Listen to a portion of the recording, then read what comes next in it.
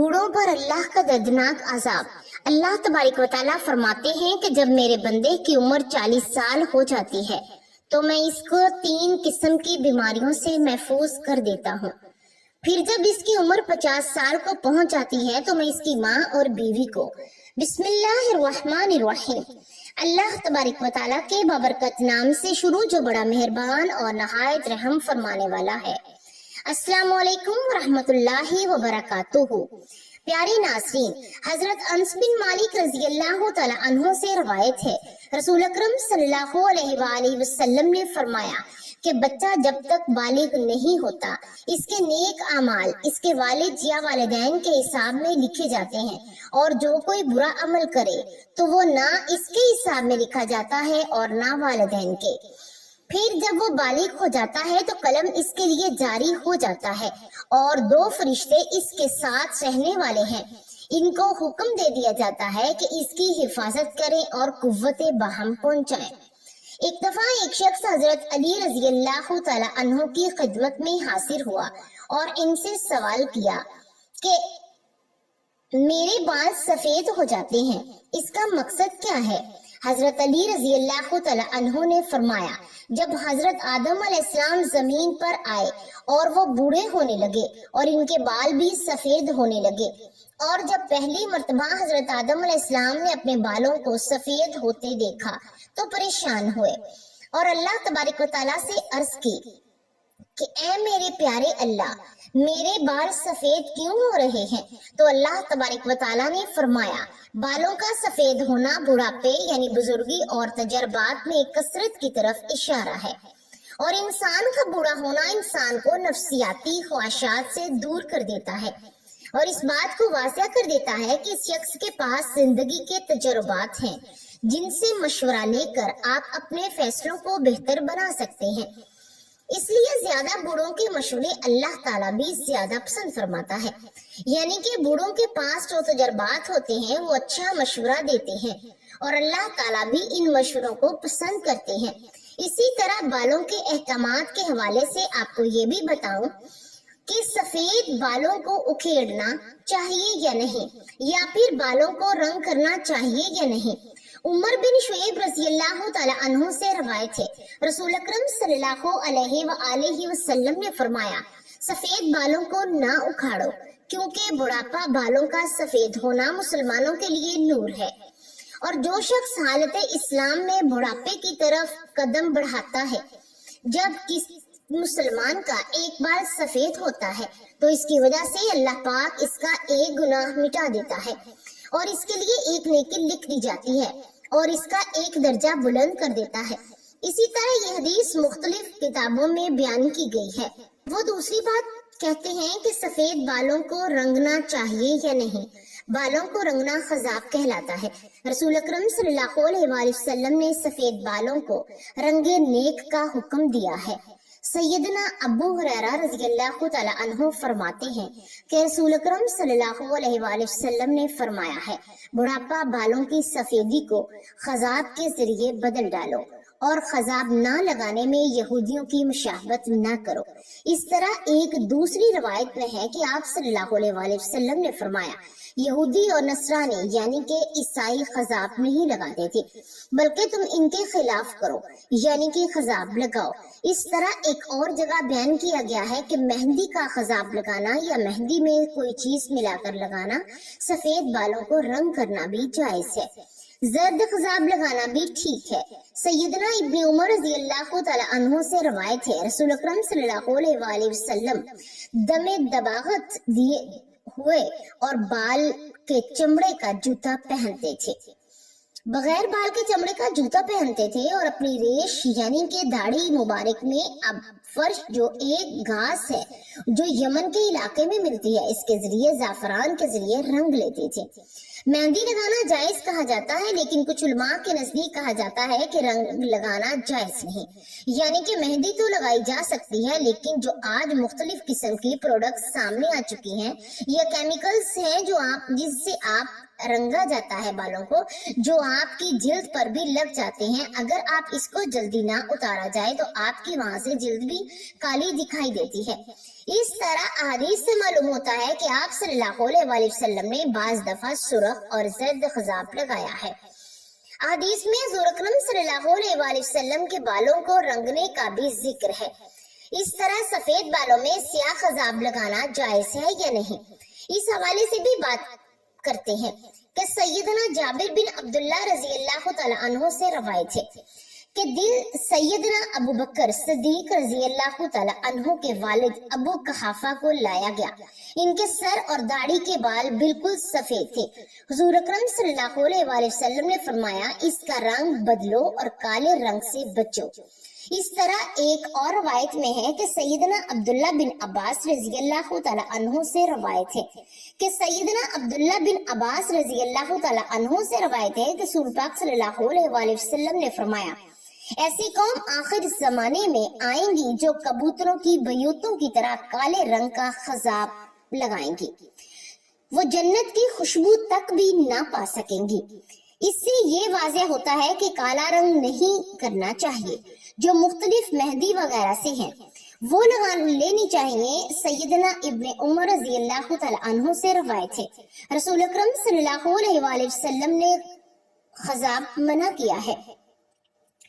खजाब की 4 इकसाम होती हैं। सबसे पहले ये कि ये सर के बाल सारे नाम मुंडवाना, बल्कि जगह जगह से फटे हुए बादलों की तरह टुकड़ों में मुंडवाना। जबकि दूसरी जगह जो है वो ये है कि दरमियान से सर के बाल को मुंडवाना और इतराफ से बालों को छोड़ देना। जबकि तीसरी ये है कि इतराफ में मुंडवाना और दरमियान से सर के बालों को छोड़ देना। जबकि चौथी ये है कि आगे से बाल मुंडवाना और पीछे से छोड़ देना।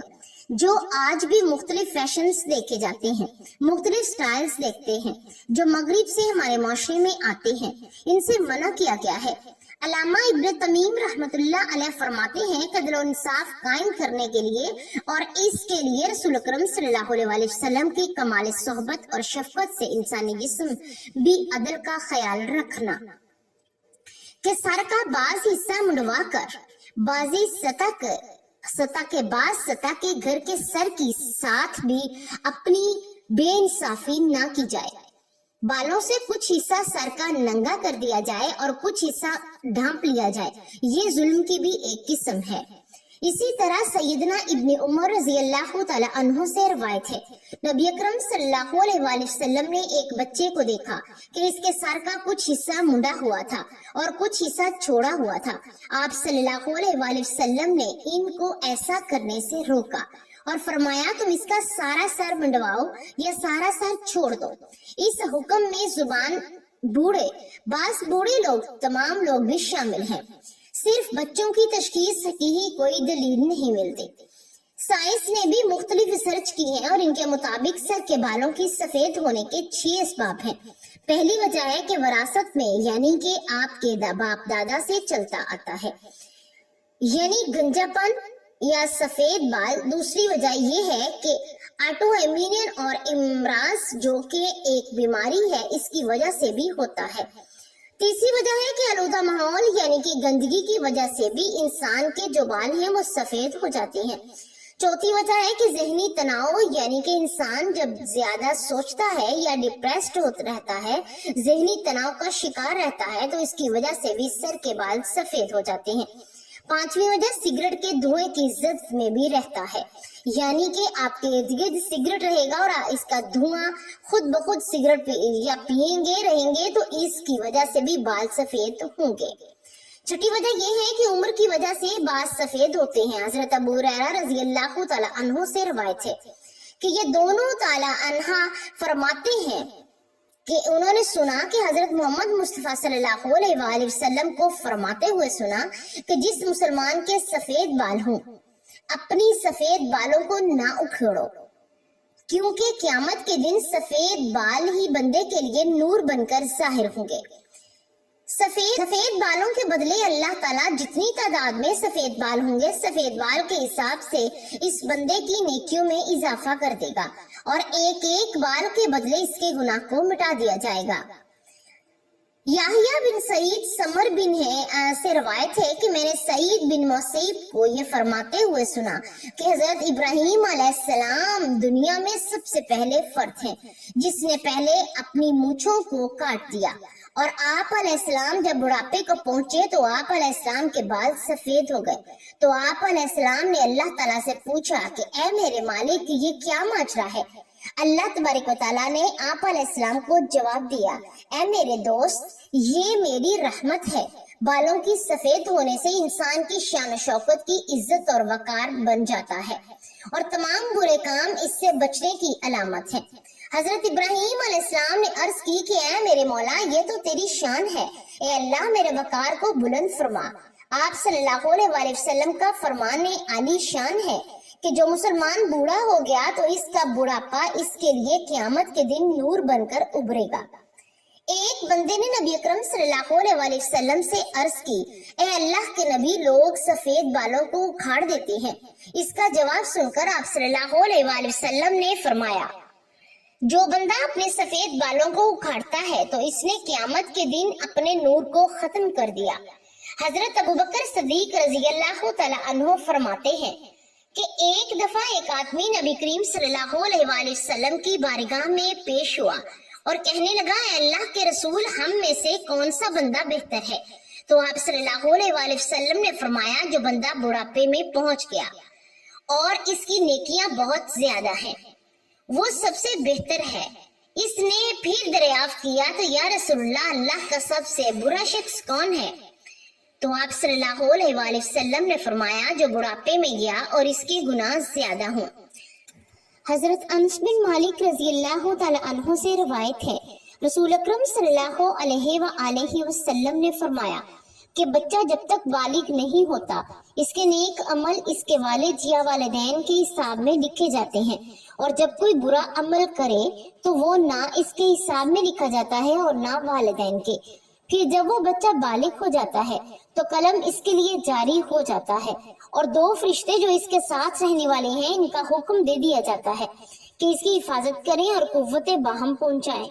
जबकि हालत इस्लाम में जो शख्स 40 साल की उम्र को पहुंच जाता है तो अल्लाह तबारक व तआला इसको 3 किस्म की बीमारियों से महफूज फरमा देता है, जुनून, जज़ाम और बर्स से महफूज कर देते हैं।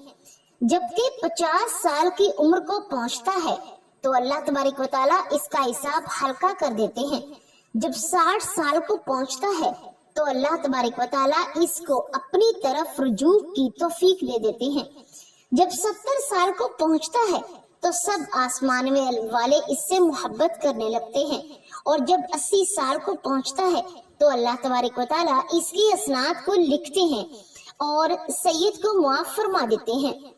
फिर जब वो 90 साल की उम्र को पहुंच जाता है तो अल्लाह तबारक व तआला इसके सब अगले पिछले गुनाह माफ फरमा देते हैं।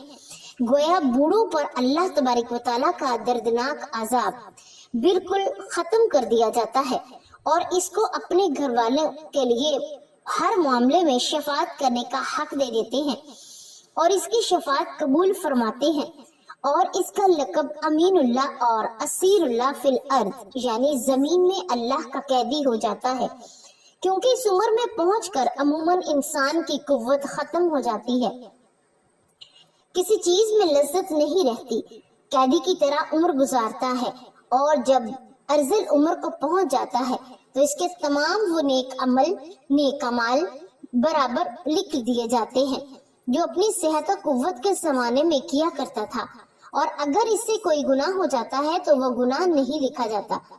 हजरत जाबिर रज़ी अल्लाह तआला अन्हु से मरवी है कि आप सल्लल्लाहु अलैहि वसल्लम ने फरमाया, जब जिब्राईल अलैहिस्सलाम अभी मेरे पास आए तो फरमाया कि कसम है मुझे अल्लाह तबारक व तआला की, जिसने आपको हक के साथ सच के साथ भेजा।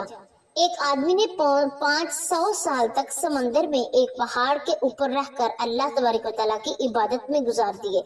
ये पहाड़ तकरीबन 30 मुरब्बा मील पर मुश्तमिल है। ये पहाड़ कई सैकड़ों मील में पीछे समंदर की तरफ वाक़ई है। अल्लाह तबारक व तआला ने इस बंदे के लिए इस पहाड़ पर मीठे पानी का चश्मा अता कर दिया जिसकी धार भात की उंगली के बराबर है, اور اس پہاڑ کے پاس ایک انار کو اگا دیا ہے جس پر ہر دن ایک انار لگ جاتا ہے۔ وہ بندہ پہاڑ سے نیچے آتا ہے، انار سے پیٹ بھرتا ہے، پھر وضو کرتا اور اللہ تبارک و تعالیٰ کی عبادت میں مصروف ہو جاتا ہے۔ جب اس نیک بندے کی موت کا وقت آیا تو اس نے اللہ تبارک و تعالیٰ سے دعا کی، اے اللہ میری موت سجدے کی حالت میں آئے، میرے جسم کے جگہ پر محفوظ کر دیا جائے کہ جب وہ قیامت کے دن دوبارہ مجھے زندہ کیا جائے تو سجدے کی حالت میں زندہ کیا جائے۔ اللہ تبارک و تعالیٰ نے اس کی اس خواہش کو پورا کر دیا۔ ہم انسانوں پر جاتے اور زمین پر اترتے وقت اس کو سجدے کی حالت میں ہی دیکھتے ہیں۔ روز قیامت جب اس شخص کو اللہ تبارک و تعالیٰ کی بارگاہ میں پیش کیا جائے گا تو اللہ تبارک و تعالیٰ اس کو فرمائے گا کہ اے میرے بندے میری رحمت سے جنت میں چلے جاؤ۔ تو یہ بندہ سوال کرے گا، اے اللہ میرے نامہ اعمال کی وجہ سے مجھے جنت میں کیوں نہیں بھیجا جا رہا؟ اور وہ بارہا یہ قصہ ہوگا کہ پھر اللہ تبارک و تعالیٰ فرمائے گا کہ جا بندے میری رحمت سے جنت میں چلے جا۔ پھر بندہ کہے گا، اے اللہ میرے اعمال کی وجہ سے مجھے جنت میں کیوں نہیں عطا کی جا رہی؟ تو اللہ تبارک و تعالیٰ اسے فرمائے گا کہ تجھے جو نعمتیں میں نے عطا فرمائی ہیں اس کا اور تیرے عمل دونوں کا حساب کتاب ہوگا۔ صرف آنکھ کی نعمت سے اس کے 500 سال سارے کیے گئے نیک اعمال ختم ہو جائیں گے اور باقی سارے جسم کے اوپر جو احسان ہوں گے وہ زیادہ ہوں گے۔ اللہ تبارک و تعالیٰ فرمائے گا، اس بندے کو جہنم میں ڈال دو۔ جب اس کو جہنم کی طرف لے جانے کے لیے پکڑا جائے گا تو وہ بندہ کہے گا، اللہ تعالیٰ مجھے اپنی رحمت کے ذریعے جنت میں بھیج دو۔ اللہ تبارک و تعالیٰ فرمائے گا کہ میرے اس بندے کو ادھر لے جاؤ۔ جب اس کو لایا جائے گا تو اللہ تبارک و تعالیٰ فرمائے گا، تجھ کو پیدا کرنے والا کون ہے؟ وہ بندہ کہے گا، اے اللہ تبارک و تعالیٰ آپ ہی مجھے دنیا میں زندگی دینے والے ہیں۔ پھر اللہ تبارک و تعالیٰ فرمائے گا کہ تجھ کو 500 سال تک زندہ رکھ کر عبادت کی توفیق دینے والا کون ہے؟ تو وہ جواب دے گا کہ اللہ آپ ہی نے مجھے زندہ رکھا اور عبادت کی ہمت اور طاقت بھی آپ ہی نے دی۔ اللہ تبارک و تعالیٰ فرمائے گا کہ تجھے سمندر میں پہاڑ کے اوپر کس نے پہنچائے اور وہاں پانی اور انار مہیا کرنے والا کون ہے؟ تو وہ بندہ جواب دے گا، یا اللہ آپ ہی نے مجھے سب کچھ عطا کیا۔ اللہ تبارک و تعالیٰ فرمائے گا کہ تیرے کہنے پر ہی میں نے تیری جان سجدے کی حالت میں نکالی اور سجدے کی حالت میں دوبارہ ڈالی، یہ سب میری رحمت کی وجہ سے ہوا ہے۔ میں اب بھی تجھے اپنی رحمت کی وجہ سے ہی جنت میں ڈال رہا ہوں۔ حضرت جبرائیل علیہ السلام نے فرمایا، اے اللہ کے نبی، دنیا آسمان میں جو کچھ بھی ہے وہ اللہ تعالیٰ کی رحمت ہے۔ اللہ تبارک و تعالیٰ ہمیں اپنی رحمت کے سائے میں رکھے اور ہمیں اپنی رحمت سے جنت الفردوس میں اعلیٰ مقام عطا فرمائے۔ اللہ تبارک و تعالیٰ سے دعا ہے کہ اللہ تبارک و تعالیٰ تمام امت مسلمہ پر اپنا رحم اور کرم عطا فرمائے اور اللہ ہمیں ایمان کی حالت میں ہی اس دنیا میں سے جانے کی توفیق عطا فرمائے۔ آمین یا رب العالمین۔